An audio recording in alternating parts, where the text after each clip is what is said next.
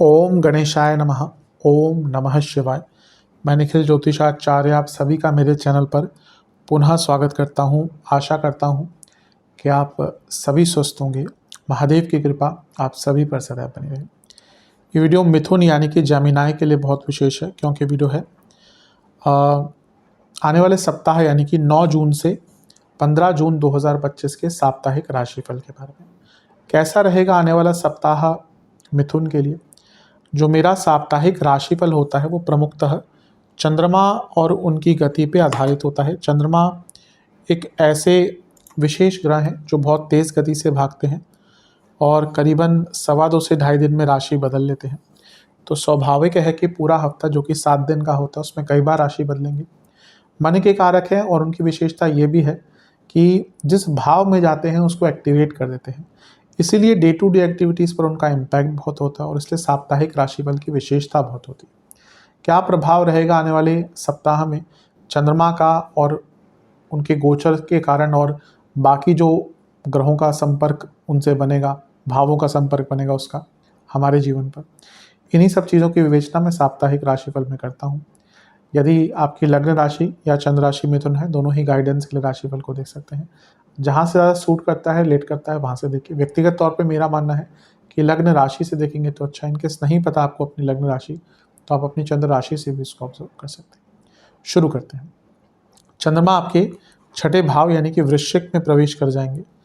ये होगा 8 तारीख की शाम को, रात को ही हो चुका होगा ये, और 9 तारीख से उनका जो गोचर है छठे भाव में ही रहेगा। तो 9 तारीख से 11 तारीख की 8 तक, रात की 8 तक उनका जो गोचर है वो आपके छठे भाव में रहेगा। छठे घर के चंद्रमा मिश्रित प्रभाव देते हैं, नीच के भी हैं लेकिन पूर्णिमा युक्त भी हैं, इसलिए ये नहीं कहेंगे कि बहुत ही बुरे हैं, क्योंकि पक्ष बल उनको प्राप्त हो गया। लेकिन हाँ, छठे घर के चंद्रमा मानसिक स्थिति के लिए अच्छे नहीं होते। व्यर्थ की चिंताएं बहुत रहती हैं व्यक्ति के अंदर, व्यर्थ की टेंशन, हाइपोथेटिकल सिचुएशंस व्यक्ति बनाता है, उसके कारण अपने आप ही प्रॉब्लम्स में घिरा चला जाता है। तो ये एक चीज़ है जो थोड़ा सा परेशान करेगी। लेकिन छठे घर के चंद्रमा, कोई लीगल काम फंस रहा था, कोई एडमिनिस्ट्रेटिव लिखा पढ़ी के काम फंस रहे थे, वो कार्य आपके पूर्ण कर सकते हैं। दूसरे घर के स्वामी हैं चंद्रमा और छठे भाव में बैठे हैं। ये भी बताता है कि अगर कोई पैसा फंसा हुआ तो वो पैसा भी वापस आ सकता है। छठा भाव करियर का बहुत इंपॉर्टेंट भाव है, तो कार्य क्षेत्र में थोड़ी टेंशन इसके कारण क्रिएट हो सकती है, क्योंकि नीच के चंद्रमा है, जो कलीग्स है वो तंग करने की कोशिश करेंगे। चंद्रमा पर मंगल का प्रभाव है और मंगल 11वें घर के स्वामी है और चंद्रमा धन स्थान के स्वामी है। इन दोनों का ही जो मिलन हो रहा है दृष्टि द्वारा, ये अंकित कर रहा है कि कोई रुका हुआ पैसा था, रुका हुआ धन था, आ सकता है और धन कमाने के नए सोर्सेस भी आपके खुल सकते हैं। इस पर पूरा योग बन रहा है। सूर्य की पूरी दृष्टि तो है, पूर्णिमा योग बन गया और तीसरे घर के स्वामी भी है, यानी कि गति भी प्रदान होगी। दो उपचे भावों का मिलन यहाँ पे हो रहा है, क्योंकि तीसरे घर के स्वामी जो सूर्य है वो 12वें घर में बैठकर छठे भाव को देख रहे हैं और छठे भाव के स्वामी मंगल खुद छठे भाव को देख रहे हैं। तो ये भी एक प्रकार से बहुत अच्छा है। तो लीगल कार्य आदि के लिए अच्छा। लेकिन चंद्रमा की हम वैसे स्ट्रेंथ वाइज चंद्रमा स्ट्रांग है, पर नीच के चंद्रमा सेंसिटिव होते हैं, पूर्णिमा के चंद्रमा सेंसिटिव होते हैं और केमद्रुम योग भी बना हुआ है, इसलिए मानसिक स्तर पर बहुत टेंशन रहेगी। गुरु से छठे में है तो शकट योग भी बन गया। शकट योग से क्या होता है, कोई प्रोमिनेंट कार्य, कोई महत्वपूर्ण कार्य आपका अटक सकता है और फिर वो जो कार्य अटकते हैं उसमें हम और परेशान होते हैं, इसलिए मिश्रित सा दिख रहा है। मंगल का प्रभाव है तो गुस्सा भी बहुत आएगा, छठे घर में चंद्रमा है तो गुस्सा भी बहुत आएगा, और सूर्य का इम्पैक्ट भी है तो गुस्सा बहुत आएगा। नवान छोड़ ली, थोड़ा शांत रहिएगा, रेस्ट कीजिएगा। मानसिक शारीरिक दोनों की ही आवश्यकता बहुत दिख रही है। दशांश कुंडली कार्य क्षेत्र में ऐसा लग रहा है कि कुछ डाउट हो सकते हैं आपको अपने काम में। अगर कहीं पे भी डाउट रहता है तो उसको सॉल्व कर लीजिएगा किसी से पूछ पाछ कर। बिजनेस में पार्टनर्स के बीच में झगड़ा हो सकता है। लव लाइफ, एक सपोर्टिव पार्टनर बनिए, डिस्ट्रक्टिव नहीं। ऐसा लग रहा है कि एक सपोर्ट आपकी तरफ से कब जा रहा है, उस पर ध्यान दीजिए। वैवाहिक जीवन, अपने पार्टनर की, लाइफ पार्टनर की थोड़ी तारीफ कीजिए, कॉम्प्लीमेंट आ दीजिए, क्योंकि झगड़े तो हो सकते हैं। पहले ही आप एटमॉस्फेयर अच्छा रखेंगे तो झगड़े नहीं होंगे।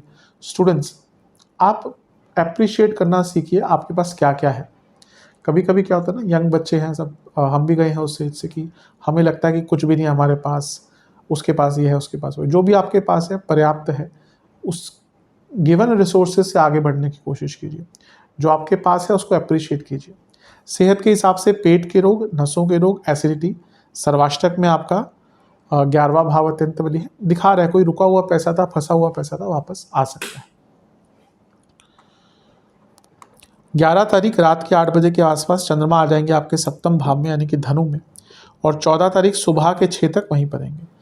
चंद्रमा का सप्तम भाव में आना न्यूट्रल ही माना जाता है। यहाँ पे चंद्रमा पर बहुत ग्रहों का इम्पैक्ट आ जाएगा। यहाँ पर चंद्रमा पर गुरु की दृष्टि तो गजकेसरी योग बन गया, ये अच्छा है। बुध की दृष्टि भी है जो लग्नेश भी है, ये भी बहुत अच्छा है। दोनों केंद्रों के स्वामी केंद्र में बैठे चंद्रमा को देख रहे हैं। कुछ प्रोडक्टिव करना है, कंस्ट्रक्टिव करना है, ये भी अच्छा है। शनि की दृष्टि है वो भाग्येश है, यानी कि कर्म, गुरु, लग्न, बुध, इन कर्म और लग्न के साथ भाग्य का भी साथ प्राप्त हो रहा है, तो कुछ बहुत बड़ा कंस्ट्रक्टिव करने के लिए अच्छा है। अंगारक दोष युक्त केतु 7वें घर को देखेंगे तो बड़े चेंजेस लाने का मौका भी मिलेगा। तो ये हफ्ते का मध्य भाग जहाँ एक और बहुत प्रोडक्टिव दिख रहा है, वहीं आप लग रहा है कि बिजनेस में आगे बढ़ सकते हैं, प्रोफेशनल लाइफ में आगे बढ़ सकते हैं। लेकिन शनि का प्रभाव क्या है, विषदोष भी तो बनाता ही है, और केतु का प्रभाव भी है। तो केतु गुस्सा दिलाएंगे क्योंकि अंगारक दोष युक्त हैं, फालतू की टेंशन देंगे, और शनि उदासीनता की तरफ लेके जाएंगे, और शनि अष्टमेश हैं तो अनिश्चितता भी क्रिएट करेंगे। तो ये ऐसा समय होगा जहाँ बाहरी तौर पर तो सब अच्छा लगेगा, पैसा भी आ रहा है, बिजनेस भी ठीक है, लेकिन आंतरिक रूप से ना एक भूचाल सा, एक सुनामी सी आपके मन में आएगी। तो ये थोड़ा सा ऐसा टाइम है जिसमें आपको अपने आंतरिक चीज़ों पर, मन की चीज़ों पर बहुत ज़्यादा इम्पैक्ट या कहिए कंट्रोल बना कर रखना है, अदरवाइज प्रॉब्लम्स हो सकती हैं। नवांश कुंडली बता रही है कि जलन की भावना बहुत तंग करेगी इस टाइम पे। लोगों को अपना लाभ मत उठाने दें। ऐसा लग रहा है कुछ लोग आपका लाभ बहुत उठा रहे हैं। दशांश कुंडली कार्य क्षेत्र में बहुत सेंसिटिव टाइम रहेगा, तो व्यंग्यात्मक उपयोग किसी भी शब्द का मत कीजिएगा। बिजनेस की जहाँ तक बात है, कोई बड़ा निर्णय मत लीजिएगा, पैसा अच्छा आएगा लेकिन कोई रिस्की चीज़ यहाँ पे मत कीजिएगा। लव लाइफ थोड़ा अपने आप अलग से टाइम बिताइए। ऐसा लग रहा है कि आप अपने आप को टाइम नहीं दे पा रहे, इसलिए चीज़ें और ख़तरनाक होती जा रही हैं। वैवाहिक जीवन, ओवर थिंकिंग बहुत चलेगी और ये दिक्कत देगी। स्टूडेंट्स की जहाँ तक बात है, आपको थोड़ा सा ओपन माइंडेडनेस लाना पड़ेगा अपने पढ़ने के तौर तरीकों में। ऐसा लग रहा है बहुत पुरानी प्रकार से आप पुरानी चीज़ें जो आपको बदलना चाहिए, समय के अनुसार जो बदलना चाहिए वो नहीं कर पा रहे, उस पर विचार कीजिए। सेहत के हिसाब से आपको पेट के रोग, हार्मोनल इश्यूज़ और इन्फ्लेमेशन तंग करेगा। स्किन डिसऑर्डर्स भी हो सकते हैं। सर्वाष्टक में आपका पंचम भाव अत्यंत बली है, ये अंकित कर रहा है कि ओवर थिंकिंग इस हफ्ते के मध्य भाग में बहुत रहेगी। 14 तारीख सुबह के 6 बजे के आसपास चंद्रमा आ जाएंगे आपके अष्टम भाव में, मकर में, और सप्ताह के अंत तक यहीं पर रहेंगे। 15 तारीख को सूर्य का गोचर भी हो जाएगा, पर उनका प्रभाव चंद्रमा पर कुछ पड़ेगा नहीं डायरेक्टली, तो मैं यहाँ पे अंकित नहीं कर रहा। अष्टम के चंद्रमा बहुत अच्छा रिजल्ट नहीं देते। अभी भी केंद्रुम योग में है क्योंकि कोई भी ग्रह साथ में भी नहीं है, आसपास भी नहीं है। राहु और केतु को उसमें नहीं मानते हैं। अब चंद्रमा क्योंकि धनेश है, उनका अष्टम में आना ये साफ दिखाता है कि अचानक से बड़े धन की प्राप्ति हो सकती है, ये अच्छी चीज़ है।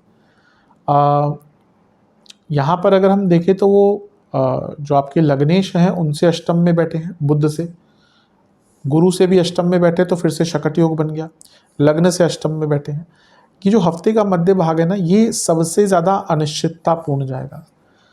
हफ्ते के शुरुआती भाग में गुस्सा रहेगा, सब बीच के भाव में थोड़ी सी एंग्जाइटी रहेगी, मिक्स्ड इमोशन रहेंगे। अंतिम भाग बहुत अनिश्चिततापूर्ण जाने वाला, आपको समझ ही नहीं आएगा कि आसपास चल क्या रहा है। तो मेरे हिसाब से कोई बहुत बड़ा निर्णय हफ्ते के अंतिम भाग में ना ले, क्योंकि शकट योग भी बना हुआ है, तो आपके कोई बहुत महत्वपूर्ण कार्य अटक भी सकते हैं। इसके कारण भी प्रॉब्लम्स थोड़ी सी जीवन में आ सकती है। यहाँ से चंद्रमा वाणी के स्थान को भी देखेंगे तो ये साफ दिखा रहा है कि आपको वाणी पर भी बहुत कंट्रोल करना है, क्योंकि चंद्रमा वाणी के स्थान के स्वामी भी हैं और अष्टम में बैठे भी हैं, यानी कि वाणी में एक अनिश्चितता दिखती है।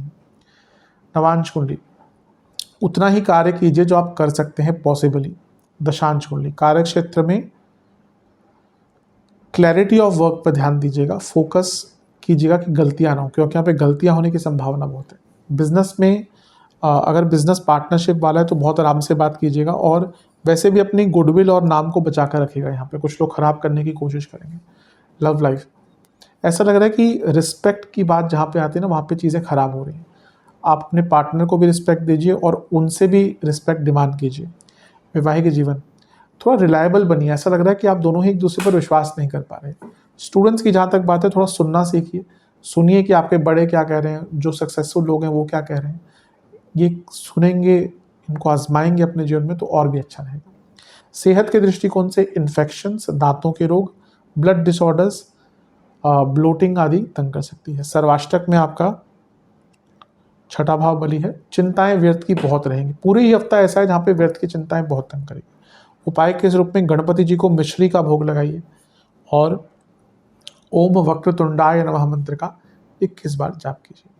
आशा करता हूँ कि वीडियो काम आएगी। चैनल पे नए हैं, सब्सक्राइब कीजिए, वीडियो को लाइक कीजिए। मिलता हूँ अगली वीडियो में, तब तक के लिए ओम नमः शिवाय।